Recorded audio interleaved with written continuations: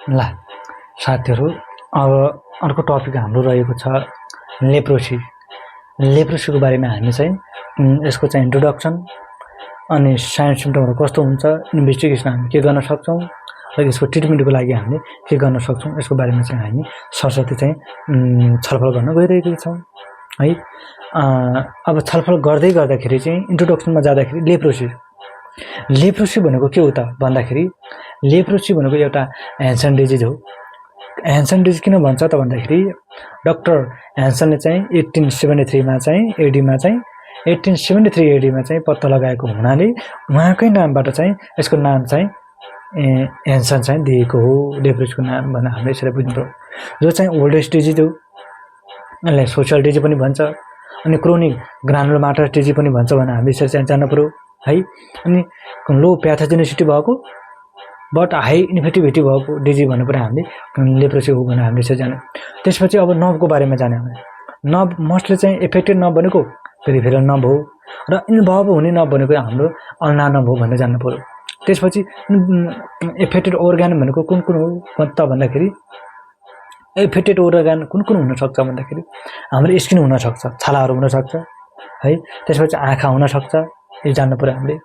त्यसपछि चाहिँ बोनहरू मसलहरू हुनसक्छ, हामीले यसरी जान्नु पर्यो। त्यसपछि चाहिँ टेस्टिसहरू, ओभरी, इन्टर्नल अर्गानहरूमा पनि हुनसक्छ भनेर हामीले चाहिँ यसरी जान्नु पर्यो। र इन्भल्भ नहुने अर्गान भनेको को हो त भन्दा लङ्स भयो, युटेरस भयो, सिएनएसहरू चाहिँ इन्भल्भ नहुन हामीले चाहिँ यसरी चाहिँ जान्नुपर्ने हुन्छ। र लेप्रोसी केस चाहिँ 10,000 प्रिभलेन्स रेट चाहिँ 10,000 पपुलेसनमा चाहिँ एकभन्दा पनि कम केस छ भने चाहिँ बल्ल हामीले लेप्रोसी चाहिँ इलिमिनेसन भयो, उन्मूलन भयो भनेर चाहिँ हामीले बुझ्नुपर्ने हुन्छ। तर 10,000मा चाहिँ एक केस पनि भयो अथवा एकभन्दा पनि बढी केस देख्यो भने हामी यो चाहिँ डिजिज पनि पब्लिक हेल्थ प्रब्लमको रूपमा रहेको भनेर हामीले बुझ्नुपर्ने हुन्छ यसरी नै है। त्यसपछि अब हामीले चाहिँ यसको बारेमा त बुझ्यौँ, र त्यसपछि अब हामीले के जान्नु पर्यो त भन्दाखेरि कजेटिभ एजेन्टको बारेमा पनि जान्नु पर्यो। कजेटिभ एजेन्ट को हो त यसको भन्दाखेरि माइक्रोबायोटम लेप्रे हो, यो पनि एएफबी हो, एसिड फास्ट बेसिलाई हो, र यो पनि ग्राम पोजिटिभ ब्याक्टेरिया हो भनेर हामीले चाहिँ टिबी जस्तै हो भनेर हामीले यसरी चाहिँ बुझ्नुपर्ने हुन्छ। त्यसपछि अब कजेटिभ एजेन्ट पढौँ। अब यसको इन्क्युबेसन पिरियड कति हो त भन्दाखेरि, इन्क्युबेसन पिरियड चाहिँ 3 to 5 इयर चाहिँ यसको इन्क्युबेसन पिरियड हो, जो चाहिँ लङ्गेस्ट इन्क्युबेसन पिरियड भएको डिजिज हो भनेर हामीले चाहिँ यसरी चाहिँ बुझ्नुपर्ने हुन्छ है। र यसको चाहिँ मोड अफ ट्रान्समिसन के हो त, मोड अफ ट्रान्समिसन भनेको डब्लेट इन्फेक्सन हो है। डब्लेट न्युक्लियाबाट सर्छ यो, त्यसपछि डाइरेक्ट कन्ट्याक्टबाट पनि सर्छ, तर भेक्टरहरू ब्रेस्ट फिडिङहरूबाट, यिनीहरूबाट निडी सिरिन्जहरूबाट चाहिँ उहाँले चाहिँ रियल्ली सर्छ, यो पुरै सर्छ भनेर हुन्न तर रियल्ली सर्छ भनेर हामीले चाहिँ यसरी चाहिँ यसको बारेमा लेप्रोसीको बारेमा चाहिँ बुझ्नुपर्ने हुन्छ। र अब यसको बारेमा हामीले जान्नुपर्ने कुरो भनेको अब यो कति टाइपको हुन्छ यो पनि जान्नु पर्यो। कति टाइपको हुन्छ त भन्दाखेरि यो समग्रमा 2 टाइपको हुन्छ, एउटा पशुबेसिलरी, एउटा मल्टिबेसिलरी गरेर 2 प्रकारको हामीले समग्रमा चाहिँ पर्छौँ। अरू हिसाबले भन्यो भने धेरै टाइप अरू पनि होला, तर हामीले कमनली चाहिँ हेरिने टाइप मध्ये भनेको 2 टाइपको छ यो है। एकर्डिङ टु यो WHO को अनुसार 2 टाइपको पशुबेसिलरी एन्ड चाहिँ मल्टिबेसिलरी भनेको WHO गाइडलाइन अनुसार चाहिँ 2 टाइपको छ भन्ने जान्नु पर्यो। अब यो पशुबेसिलरी भनेको के हो, मल्टिबेसिलरी चाहिँ बेसिलरी के अरे लेप्रोसी भनेको के हो त भन्दाखेरि, अब सुरुमै हेरिने भनेको स्किन लिजन हेरेर, यदि स्किन लिजन चाहिँ 5 अथवा 5 भन्दा पनि कम छ स्किन लिजन यसमा छोएको भने यसले चाहिँ पशुबेसिलरी ब्याक्टेरिया अथवा लेप्रोसी भनेर बुझ्छौँ हामी। तर 6 अथवा 6 भन्दा पनि बढी चाहिँ स्किन लिजनले यसले चाहिँ इन्भल्भ गरेको छ भने हामी यसलाई चाहिँ मल्टिबेसिलरी चाहिँ लेप्रोसी भन्छौँ भनेर चाहिँ हामीले चाहिँ बुझ्नु पर्यो साथीहरू है। त्यसपछि स्किन लिजन पछि हामीले के जान्नु पर्यो, नर्भको कुराहरू जान्नु पर्यो। नर्भ इन्भल्भ चाहिँ कुन कुनको भएको छ यो आधारमा पनि जान्नुपर्ने हुन्छ।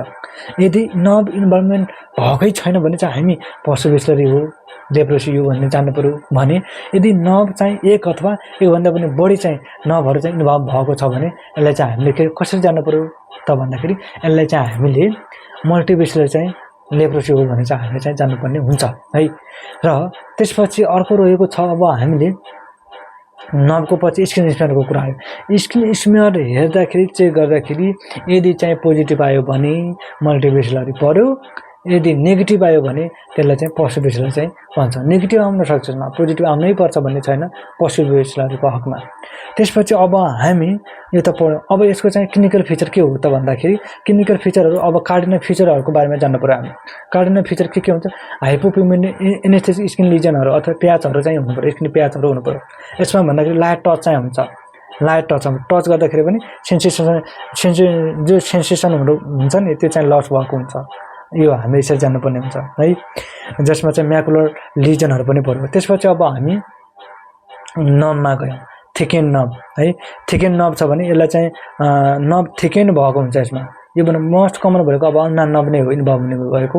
यसमा यसरी पनि हामीले चाहिँ बुझ्ने कुरो भयो यसमा चाहिँ सिम्टमहरूमा। त्यसपछि अर्को के रह्यो त यसको भन्दाखेरि स्किन स्मेयर अथवा नेजल स्मेयरको कुरा आयो। यसमा नेजल स्मेयर ऊ पनि पोजिटिभ हुन्छ भने हामीले कन्फर्म चाहिँ यो लेप्रोसी हो भनेर हामीले चाहिँ अनुमान गर्न सक्ने भयो हामीले है। सुरुमा के भन्यो, कार्डिनल फिचरहरू चाहिँ हामीले के हेर्नुपर्ने हुन्छ, लाइट टच हुन्छ अथवा सेन्सेसन चाहिँ लस भएको हुन्छ अथवा हाइपोपिगमेन्टेड एनेस्थेसिक लिजन हुन्छ, म्याकुलर लिजन हामीले यसरी जान्नु पर्यो। त्यसपछि चाहिँ नबको कुरा आयो। नब चाहिँ थिकेन भएको हुन्छ, बाक्लो एकदम चाहिँ थिकेन भएको हुन्छ। कुन नब हो खासमा? त्यो अन्धा नब हो मोस्ट कमनली चाहिँ भनेर यसरी बुझ्नु पर्यो। त्यसपछि नेजल एन्ड स्किन स्मेयरको बारेमा आयो, जो चाहिँ पोजिटिभ छ भने हामीले कन्फर्म चाहिँ लेप्रोसी भएको हो भनेर हामीले यसरी बुझ्न सक्ने भयौँ। र इन्भेस्टिगेसनमा जाँदाखेरि इन्भेस्टिगेसन सुरुमा त हामी फिजिकल एक्जामिनेसन गर्छौँ। फिजिकल एक्जामिनेसन हेरेर एपियरेन्सहरू हेरेर कता के छ हामीले चाहिँ बाहिरैबाट थाहा हुन्छ कुन ठाउँमा छ सेन्सेसन भएको नभएको, यताउता त्यहाँ हेर्छौँ। म्याकुलर लिजनहरू हेर्छौँ, कार्डिनल फिचरहरूबाट हामीले चाहिँ पत्ता लगाउने कोसिस गर्छौँ, हेर्छौँ त्यहाँ के छ उहाँको सिम्टमहरू। यो चाहिँ हामीले फिजिकल एक्जामिनेसनमा पुरै गर्छौँ। त्यसरी चाहिँ हामीले गर्ने हो भने नम्बर 2 मा हामी के गर्न सक्छौँ त फिजिकल एक्जामिनेसन पछि भन्दाखेरि स्किन स्मेयर हो। स्किन स्मेयरमा हामीले के यो भनेको चोइस अफ इन्भेस्टिगेसन पनि हो स्किन स्मेयर चाहिँ है। इन्भेस्टिगेसनमा पनि चोइस अफ इन्भेस्टिगेसनमा पर्यो। यसमा चाहिँ स्लिट एन्ड स्क्राइब मेथडबाट चाहिँ यो हामीले चाहिँ स्मेयर चाहिँ टेस्ट गरिन्छ। यसमा स्किन स्मेयरहरू टेस्ट गरिन्छ, जो चाहिँ मैले भनिहालेँ मोस्ट कमन टेस्ट पनि हो। र त्यसपछि स्किन स्मेयर पछि अब नेजल स्मेयरहरू पनि हेर्नु पर्यो। यसमा नेजल स्मेयरमा स्किन स्मेयर मात्र हेरेर भएन, नेजल स्मेयरहरू पनि हेर्नु पर्यो हामीले। त्यसपछि नब इन्भाइरोमेन्टको आधारमा पनि हेर्नु पर्यो हामीले है। यसमा पनि त्यसले हामी चेक गर्न सक्छौँ। त्यसपछि फुड प्याड कल्चरहरूको आधारमा पनि हामीले चाहिँ त्यो ट्रिटमेन्ट लेप्रोसी भएको नभएको भनेर चाहिँ हामी यो अनुसार चाहिँ पत्ता लगाउन सक्छौँ। हिस्टामिन टेस्टको आधारमा पनि हामीले चाहिँ गर्न सक्छौँ। लेप्रोमिन टेस्ट भइहाल्यो, फुड प्याड कल्चरहरू भइहाल्यो, हिस्टामिन टेस्टहरू, लेप्रोमिन टेस्टहरू। अब लेप्रोमिन टेस्ट भनेको स्किन टेस्ट हो, एन्टिबडी टेस्ट हो लेप्रोसीको है, इम्युनोलोजिकल टेस्ट पनि हो। हामीले यति चाहिँ इन्भेस्टिगेसनमा हामीले गर्न सक्छौँ। के भन्यो हामीले इन्भेस्टिगेसन सुरुमा चाहिँ जनरल एक्जामिनेसन गर्नु पर्यो। अनि नम्बर 2 मा हामीले के गर्नु पर्यो, जनरल एक्जामिनेसन पछि के गर्न सक्छौँ, स्किन चाहिँ स्मेयर चाहिँ हेर्नु पर्यो हामीले चाहिँ। स्किन स्मेयर हामीले कसरी हेर्न सक्छौँ त भन्दाखेरि स्लिट एन्ड स्क्राइब मेथडबाट चाहिँ हामीले स्किन स्मेयर चाहिँ हेर्न सक्छौँ, जो चाहिँ चोइस अफ इन्भेस्टिगेसन पनि हो। Skin smear choice of investigation पनि हो है, मोस्ट कमन हो यो एकदम चोइस अफ इन्भेस्टिगेसनमा पनि हाम्रो स्किन स्मेयर पनि पर्यो भनेर जानु पर्यो।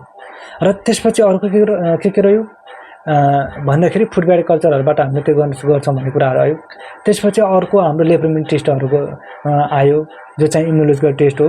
यसलाई चाहिँ स्किन टेस्ट पनि भन्छ, एन्टिबडी टेस्ट हो भन्ने पनि हामीले चाहिँ जान्नुपर्ने हुन्छ। नेजलमा आयो, फुड प्याड कल्चरहरू भइहाल्यो, यो कुराहरू चाहिँ हामीले चाहिँ इन्भेस्टिगेसनमा पर्यो। र अब हामी इन्भेस्टिगेसन जान्यौँ कार्डिनल फिचरहरू के हुन्, हामीले फिचरको बारेमा पनि हामीले यसरी यो हुँदो रहेछ भनेर कन्फर्म लगभग हुने नहुने भनेर हामीले यसरी छुट्यायौँ भनेर जान्यौँ।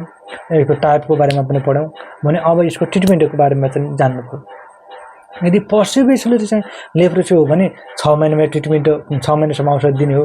यसको ड्युरेसन 6 महिना हो। र मल्टिभेसलरी चाहिँ ट्युबरकुलोसिस के अरे लेप्रोसी हो भने चाहिँ हामी लगभग चाहिँ 12 महिनाभित्र चाहिँ यसको चाहिँ ट्रिटमेन्ट चाहिँ ड्युरेसनभित्र हामीले चाहिँ ट्रिटमेन्ट गर्न सक्छौँ। अब यसको लागि हाम्रो के छ त भन्दा ट्रिटमेन्ट गर्दाखेरि अब एमडिटी दिइन्छ। उसरी भन्ने हो भने एमडिटी दिइन्छ, सबै मिक्सर 2300 हुन्छ। त्यही अनुसार यो खाने भने हामीले 28 दिनसम्मको र प्रत्येक चाहिँ स्ट्रिपहरू हुन्छ त्यहाँ एमडिटी हामीले त्यसरी दिन सक्यौँ। उसरी ओभरअलमा हेर्ने हो भने यसमा के हुन्छ त भन्दाखेरि रिफाम्पिसिन औषधि हुन्छ है, अनि क्लोफाजिमाइन हुन्छ, त्यसपछि चाहिँ डेप्सन गरेर चाहिँ यी 3टा औषधिहरू हुन्छ रिफाम्पिसिन क्लोफाजिमेन र चाहिँ डेप्सन गरेर 3टा हुन्छ क्लोफाजिमेन 2 ट्याब्लेट चाहिँ दिन सक्छौँ हामीले एउटा मन्थली दिने एउटा चाहिँ सेल्फ एडमिनिस्टर गरेर चाहिँ हामीले चाहिँ यसरी दिन सक्छौँ भने अनि डेप्सन र रिफाम्पिसिन चाहिँ हामीले मन्थली नै दिनुपर्ने हो है अब यसरी जाँदाखेरि सुरुमा अब हाम्रो आयो रिफाम्पिसिन भनेको अब हामीले मन्थली दिने हो है यो चाहिँ अन्डर सुपरभिजन दिने हो 600 mg हुन्छ एडल्टमा अनि 10 देखि 14 हो भने चाहिँ ठ्याक्कै हामीले 450 mg दिनु पर्यो र 10 वर्षभन्दा कम हो भने चाहिँ ठ्याक्कै हामीले चाहिँ 300 mg चाहिँ दिनु पर्यो भनेर यसरी जान्नु पर्यो र त्यसपछि क्लोफाजिमेन आयो क्लोफाजिमेन पनि यो के हो एउटा मन्थली दिने हुन्छ अन्डर सुपरभिजन दिनु पर्यो ल अब यसको चाहिँ कति mg को हुन्छ त भन्दाखेरि 300 mg को हुन्छ अनि 10 देखि 14 वर्षको चाहिँ छ भने चाहिँ 150 mg दिन्छौँ र 10 वर्षभन्दा कम छ भने हामी 100 mg चाहिँ दिन्छौँ यो त्यसपछि फेरि क्लोफाजिमेन चाहिँ हामी चाहिँ डेली दिन्छौँ एउटा है सेल्फ एडमिनिस्टर आफैले खान भन्ने चाहिँ हामी दिन्छौँ यो चाहिँ कति mg को हुन्छ भने यो चाहिँ अब बल्ल चाहिँ 500 mg को हुन्छ 500 mg को हुन्छ एडल्टले खाने डोज भनेको 500 mg को हो र 10 देखि 14 वर्षको छ भने त्यसले चाहिँ कति खानु पर्यो लगभग 50 mg खानु पर्यो एकै दिन बिराएर खानु पर्यो र 10 वर्षभन्दा कम छ भने चाइल्ड 10 वर्षभन्दा कमको चाइल्ड हो भने त्यसलाई चाहिँ 2 दिन बिराएर खानु पर्यो 50 mg 10 देखि 14 को भने 50 mg एकै दिन बिराएर खानु पर्यो र अनि 10 वर्षभन्दा कम हो भने त्यसले चाहिँ 2 दिन बिराएर चाहिँ क्लोफाजिमेन चाहिँ खानु पर्यो 50 mg र त्यसपछि अब आयो डेप्सन चाहिँ 100 mg को हुन्छ एडल्टमा अनि 10 देखि 14 वर्षको हो भने 50 mg हुन्छ यो पनि है र 10 वर्षभन्दा कम हो भने पनि 50 mg हुन्छ तर चाहिँ एकै दिन बिराएर चाहिँ खानुपर्ने हुन्छ समग्रमा ट्रिटमेन्ट भनेको यसरी नै हामी गर्न सक्छौँ 6 महिना जति पोस्टबेसलरी लेप्रोसीको ड्रग चलाइदिने र 12 महिनासम्म चाहिँ हामीले चाहिँ मल्टिबेसलरी चाहिँ ड्रग हामीले चाहिँ लेप्रोसीको चाहिँ चलाइदिने भने ट्रिटमेन्ट चाहिँ मजाले चाहिँ गर्न सकिन्छ भने समग्रमा हामीले चाहिँ लेप्रोसीको बारेमा यति कुराहरू छ साथीहरू धन्यवाद।